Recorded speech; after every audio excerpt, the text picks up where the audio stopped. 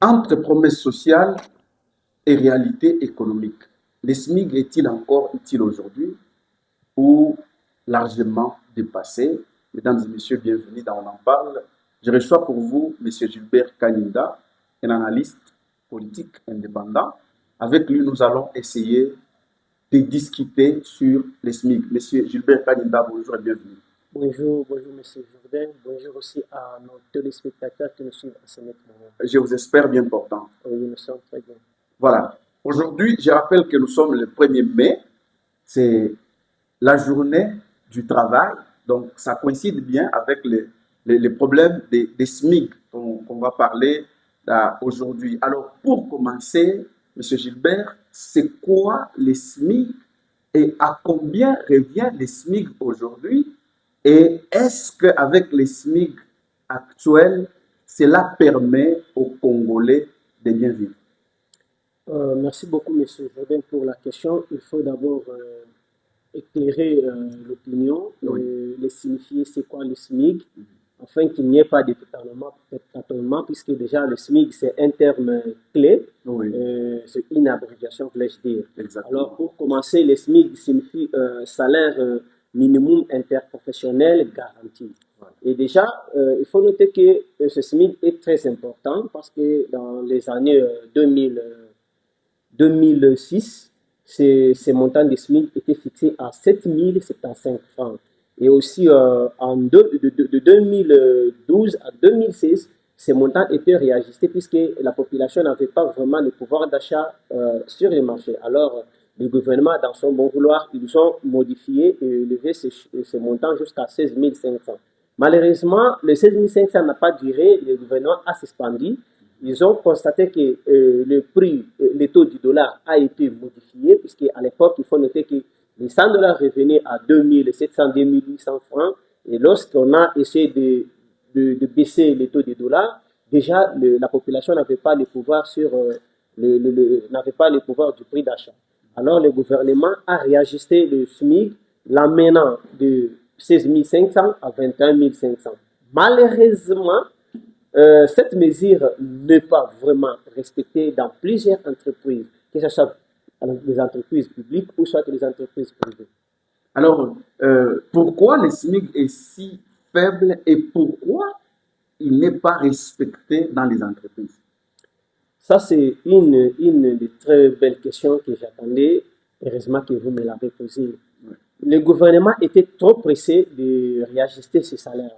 Trop pressé. Et pourquoi je dis que c'est trop pressé? Puisque le gouvernement a de bonnes initiatives, mais il n'a pas d'abord fait les préalables. Les préalables, c'est quoi par là? Il devrait d'abord recenser toutes les entreprises privées que nous avons, puisque aujourd'hui, si le SMIC ne trouve pas vraiment le chemin de l'exécution, c'est surtout dans le secteur privé. Alors, le gouvernement devrait d'abord, dans un premier temps, multiplier le nombre des inspecteurs du travail et les doter de tous les moyens nécessaires afin de commencer à faire les descentes sur terrain, s'imprégner de la situation du travailleur et connaître combien, identifier et recenser le nombre de travailleurs et avoir leur nombre et leur doléance. Mais malheureusement, le gouvernement n'a pas fait ça. Le gouvernement a juste réajusté et parlé, et du coup, ce n'est pas appliqué dans les entreprises publiques et dans les entreprises privées des Chinois et des Indiens et des autres investisseurs étrangers. Et alors, vous pensez que augmenter les SMIC, c'était vraiment risqué pour les entreprises? Effectivement, augmenter le SMIC était risqué. Pourquoi j'ai dit que c'était risqué? Lorsque les droits congolais ne sont pas respectés, c'est déjà un risque très élevé. Il devrait d'abord s'imprégner de la manière dont le droit congolais est respecté dans les entreprises publiques et tout comme dans les entreprises privées. Je peux prendre un petit exemple. Vous verrez un travailleur qui a 5 mois d'arriéré. Le SMIC là était à 16 500. Quelqu'un qui fait déjà 5-6 mois de paiement. Mais quand vous réagissez ces montants à 21 500 et ces droits ne sont pas respectés dans les entreprises, là, c'est aggraver encore la situation. Dorénavant, le gouvernement devrait d'abord imposer son rythme, faire respecter la loi. Et à ce moment-là, les SMIC n'allaient pas avoir de difficultés sur le terrain. Donc aujourd'hui, vous pensez que c'est parce que l'État ne se donne pas beaucoup plus à fond pour contraindre aux entreprises de respecter nos lois, ou ce sont ces entreprises qui font une tête dure pour ne pas respecter les lois de la République? Monsieur Jourdain, je ne peux pas tout de même condamner les entreprises, puisque les entreprises privées, bien sûr, travaillent sous l'autorité de l'État congolais. Et c'est l'État congolais qui devait, en âme et conscience, imposer ces lois. C'est lui le maître d'ouvrage dans ce pays. Aucune personne n'est au-dessus de la loi. Mais je constate avec indignation que les entreprises peinent à obtempérer les mesures prises par le gouvernement congolais. Et entre guillemets, le même gouvernement ne se donne pas afin de comprendre les difficultés liées aux travailleurs sur terrain. Or, les inspecteurs du travail et les corps syndicaux devraient se réunir, multiplier le nombre des inspecteurs, puisque je ne pense pas que dans cette ville de Lubumbashi, on peut compter 200 ou soit 1000 inspecteurs du travail. Je ne pense pas. Or, on devrait commencer par identifier le nombre des entreprises privées, connaître leur nombre et les sous-traitances qui comptent dans ces entreprises, et multiplier par sous-traitance des inspecteurs, par sous-traitance autant de corps syndicaux. Mais cette chose n'est pas appliquée. On a vu des troubles il n'y a pas longtemps. Je pense, quand je dis il n'y a pas longtemps, 2 semaines passées, j'ai vu à Kamov, à Kolwezi, à Kassi, partout il y avait eu des soulèvements. Pourquoi ces soulèvements? C'est pas voilà. Les travailleurs réclamaient, c'était de leur droit, puisque le gouvernement a parlé. Mais les travailleurs peinaient toujours, jusqu'à aujourd'hui, continuent à peiner de trouver ces montants ajustés par le gouvernement congolais. L'inaction du gouvernement congolais, l'incapacité à faire obtempérer, à faire respecter les lois, c'est ça cette outil aujourd'hui que les SMIC ne sont pas respectés. Donc c'est comme ça que les Chinois, les Indiens font souffrir les Congolais dans leur propre pays. Effectivement, effectivement. Ici, la faute, moi, je donne au gouvernement congolais et je suis en train de regretter les éloges qu'on est en train de donner à monsieur le DG Michel. En tout cas, aujourd'hui, je regrette puisqu'il avait souligné dans ses prises de position, je me rappelle, en Bujimaï, pendant le lancement des activités de la NIBA, il avait parlé qu'il devrait continuer à faire son travail, à faire respecter les travailleurs congolais vis-à-vis des employeurs qui sont les étrangers. Mais malheureusement, ce qu'il avait donné comme promesse ne s'applique pas sur le terrain. Les travailleurs commencent même à avoir peur de réclamer ce qui est des droits. Pourquoi? Parce qu'ils travaillent dans le secteur informel, ils n'ont pas de contrat signé, ils se retrouvent en incapacité, puisque déjà, selon la loi, celui qui travaille dans le secteur informel, il n'a pas le droit de réjouir de tous les bonus liés au SMIC. Donc, il ne peut pas, il est en train juste de voir le miette. Mais ça, ce n'est pas ce que nous, la population congolaise, nous voulons. Nous, étant jeunes aujourd'hui, nous rappelons au DG et au gouvernement central, il est temps de faire bien les choses. Puisque plus vous parlez que le SMIC est respecté, plus nous, sur le terrain, nous constatons autre chose. Et les travailleurs commencent à perdre leurs emplois. Et d'autres ferment la bouche de ne pas perdre leur emploi. Et là, il y a un problème.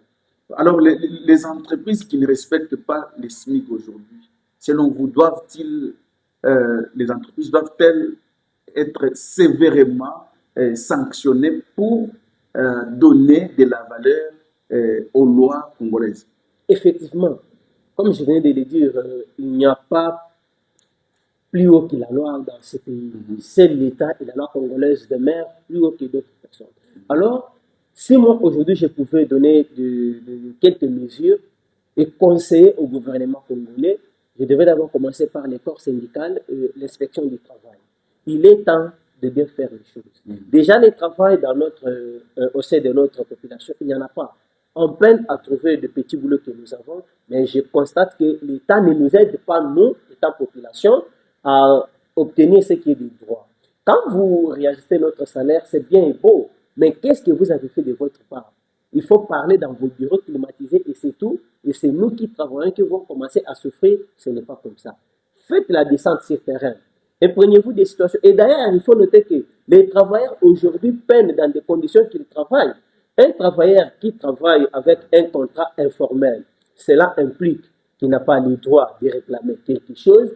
Il est bité à n'importe quel salaire. Si celui qui a le contrat formel touche 25 et 21 500, lui peut prendre 10 000. Il n'a pas de contrat. Il est considéré comme un journalier. C'est déjà un problème.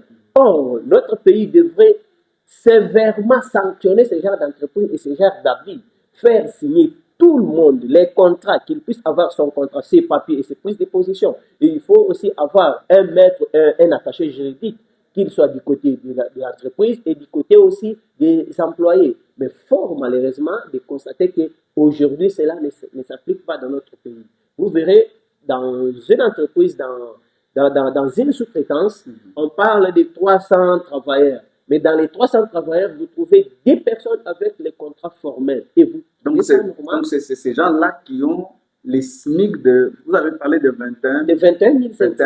Donc, le reste, c'est moins de 21 000. C'est moins de 21 000. Or, même le 21 000, est-ce que c'est vraiment suffisant? Parce que quand on parle de 21 000, ça veut dire que c'est l'argent que la personne touche par jour. C'est ça. Alors, si vous prenez le 21 fois autant de jours du mois, est-ce que c'est vraiment suffisant? Est-ce qu'aujourd'hui, on peut dire qu'avec ces SMIC, la population congolaise a vraiment le pouvoir d'achat selon effectivement, les réalités de ces jours? Effectivement, M. Jourdain, si et seulement si ce SMIC est respecté, alors là, la population congolaise peut avoir le droit d'achat. C'est-à-dire, le 21 500 peut suffire. Ce n'est pas plus rien qu'hier, j'ai vu, il y avait des rapports qui démontraient que la population congolaise peine à subvenir à ses besoins avec $1. Vous comprenez? Déjà, quand aujourd'hui on respecte le SMIC, cela veut dire c'est 21 500. Donc, dans un terme bien, on peut dire $10 par jour. Oui. Et là, la population congolaise peut retrouver son pouvoir d'achat.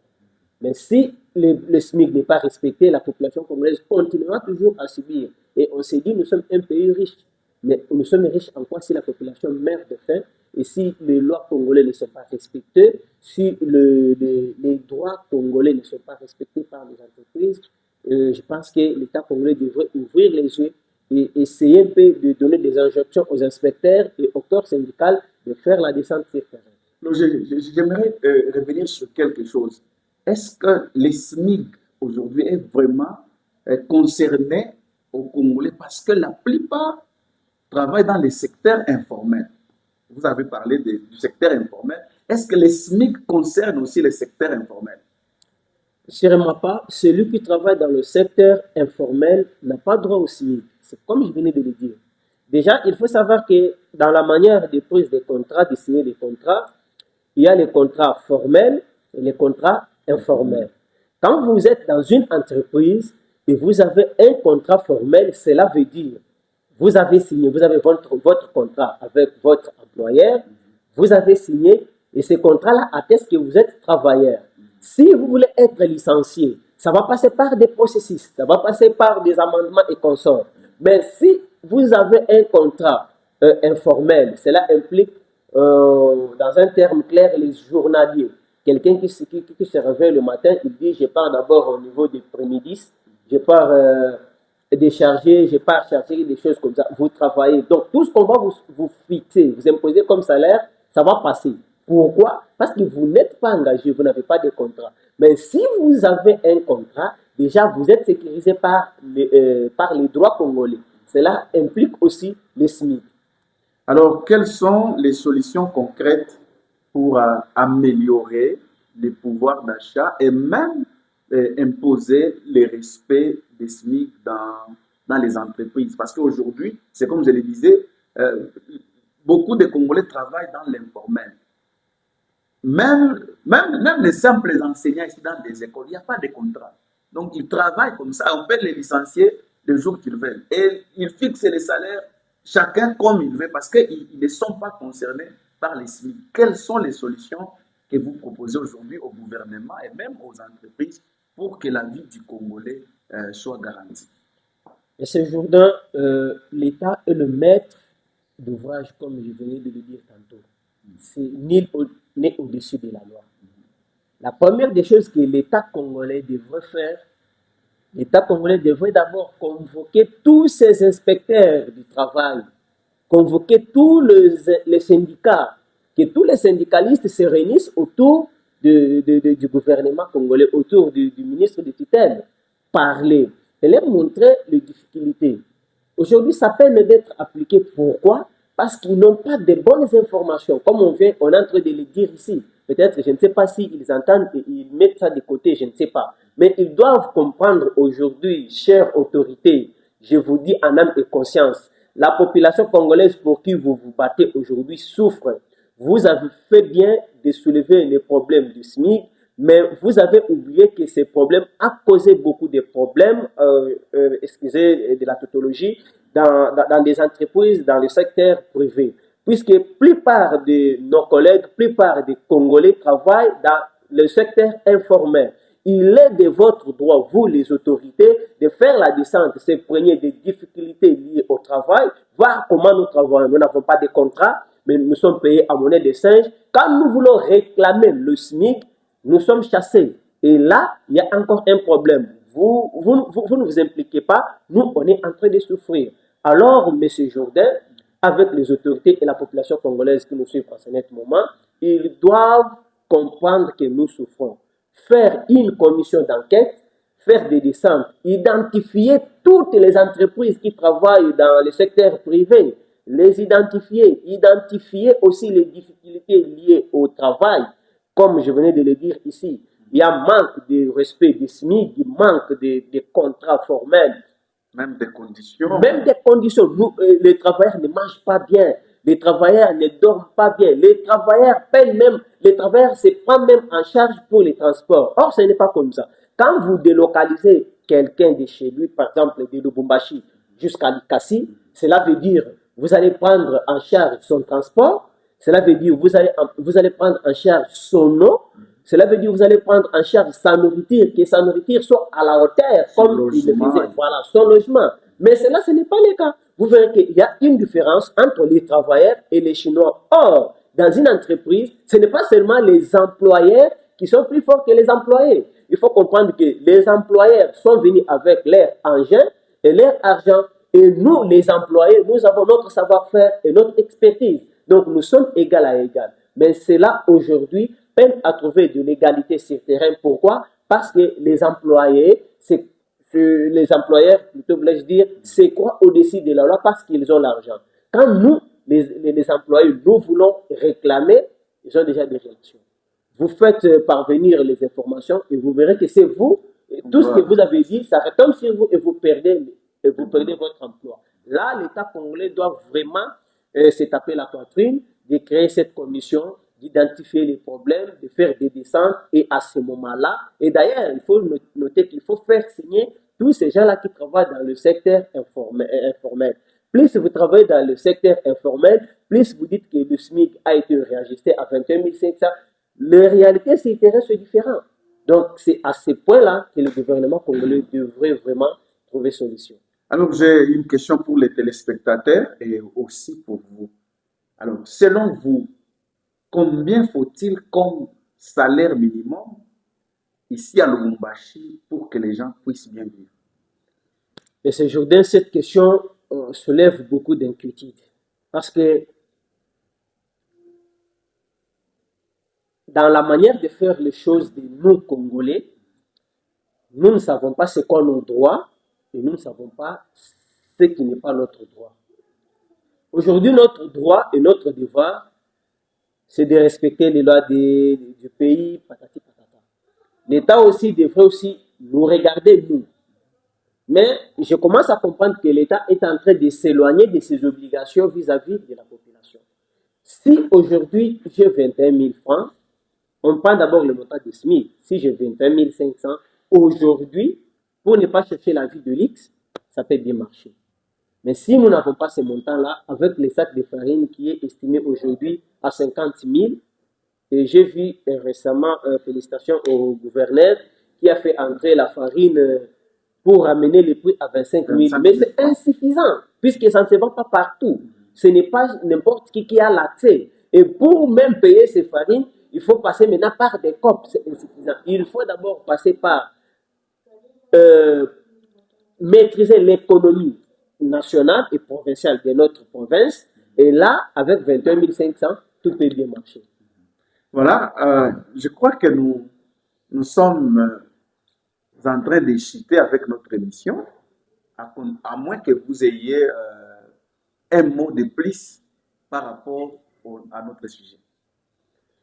Aujourd'hui, si je pouvais ajouter quelque chose, je pense que je dois faire juste une interpellation claire et nette à notre gouvernement central. Aujourd'hui, la population pour qui vous vous battez, pour qui vous voulez leur bien, vous fait confiance. Mais vous aussi, en retour, faites de même.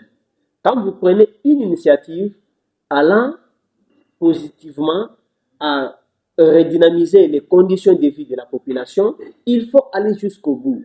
Il faut aller jusqu'au bout. Et surtout, comme l'article 62 du droit du travail est en train de nous sécuriser. Mais fort malheureusement de constater que vous avez bien parlé, mais vous n'avez pas fait ce qui est de votre tâche. Identifier les problèmes, sécuriser-nous. Aujourd'hui, nous, on a eu le courage de passer à la télévision, parler. On a eu ce courage-là de parler pour des milliers de nos collègues qui ont été licenciés parce qu'ils ont soulevé ces points. Mais nous ne pouvons pas mourir. Mieux vaut qu'on puisse perdre du boulot, mais qu'on fasse l'essentiel comme on est en train de le faire. Identifier les problèmes. Venez nous aider. Imposer ces gens. Il ne faut pas dire que ces gens, ce sont des gros poissons, c'est eux qui financent l'État congolais. Non, non. Ils financent l'État congolais et l'État congolais aussi a des obligations envers sa population congolaise. Plus on vous finance, plus vous aussi, vous nous protégez. Il est temps de nous protéger d'abord, nous, et aussi, vous allez protéger les employeurs. Voilà. En tout cas, le message est clair. Les Congolais ont besoin de la protection des autorités. Les Congolais travaillent dans de mauvaises conditions. Les protestations sont presque partout. Je crois, monsieur Gilbert l'a soulevé récemment à Tambov et tout, ce qui démontre clairement que les Congolais ne travaillent pas dans de bonnes conditions et les entreprises ne respectent même pas les SMIC fixés par l'État. Et pourtant, c'est ces SMIC-là qui peuvent garantir la bonne vie de notre population. Alors, chères autorités, nous vous faisons confiance. Faites quelque chose pour que les Congolais puissent bien vivre. Merci, monsieur Gilbert, d'avoir répondu présent à notre invitation. Merci beaucoup, monsieur Jourdain. Merci aussi à tous nos téléspectateurs qui nous ont fait confiance en nous écoutant. Et je pense que ça ne sera pas la dernière fois que je passe ici. Exactement. Vous allez encore nous voir et on va continuer de travailler pour que les conditions de la vie de notre population changent. Voilà, merci beaucoup. Quant à moi, je vous retrouve très très bientôt. Surtout, n'oubliez pas d'aimer, de commenter et de partager. Allez, ciao et à la prochaine.